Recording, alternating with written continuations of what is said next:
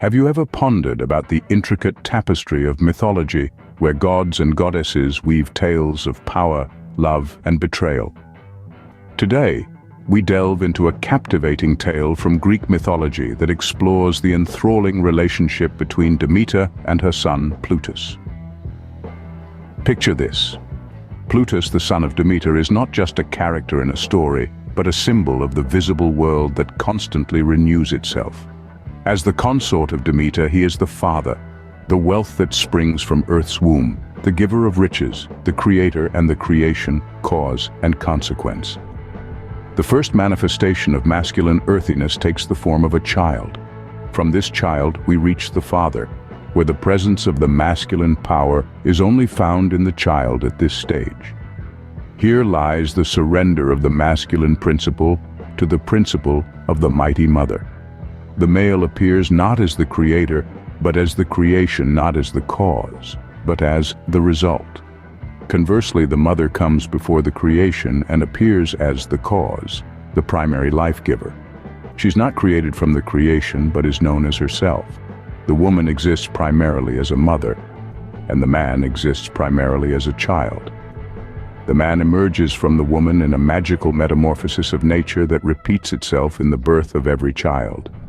The mother is dominant, and the child is merely her subordinate existing for her. When a man is born from a woman's womb, the mother herself is astonished by his new appearance. As she recognizes her procreative power in the form of her son, she owes her motherhood to him. The man becomes her plaything. The principle of femininity or motherhood always has the natural advantage and takes the secondary masculine principle, which only exists in a form that is danced and recreated as an epiphany that constantly changes its form and sits in her lap. The young men whom the mother chooses as her lovers can impregnate her. Sometimes they are even fertility gods. Yet they will always remain mere phallic companions of the mighty mother. Like the drones that mate with the queen bee, their sexual organ remains with her, and they die afterwards. For this reason, the idols accompanying the mother appear as dwarfs.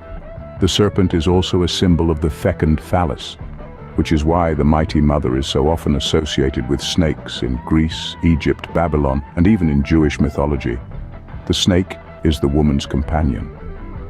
In Uruk and Ur, archaeological excavations have uncovered primitive representations of a mother goddess with her child, both with snake heads. The most ancient form of the mighty mother, the Ouroboros, is the serpent, the lady of the earth and the depths. Hence a child still connected to her is also a serpent. The heralds of the final human entity are the human Madonna with the human child. Before them come the human woman with the snake as a child and the child with the big snake. The Ouroboros as the ring of the snake and the serpent of chaos, Tiamat, Leviathan, like the Oceanus, encloses the land with water and later divides it in two.